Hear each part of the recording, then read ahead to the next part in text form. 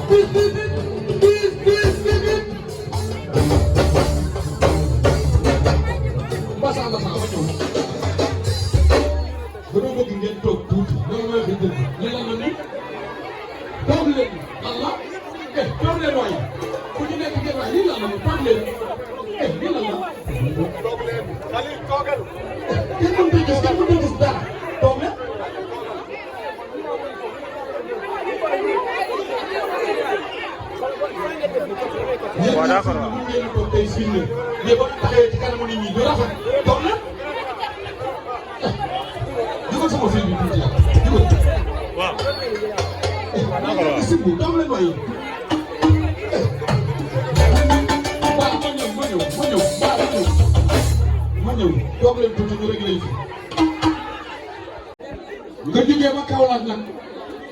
li tax yi fi mel nii Kaolack nga dëkk te Kaolack fa la xorom sa nekk da ci des doo complexé ba nga xewlee da nga ne waa Kaolack lay jël si looloo tax ñu ñëw bàyyi di def dérangement déplacement dama bëgg nit ñi toog ñu lay bégal ngay ñëw fii di ñu teral ndax yow la ñuy woyal yow la ñuy bégal te ku dégg li la assise de jeunes yi nga xam ne jar na 500 milliards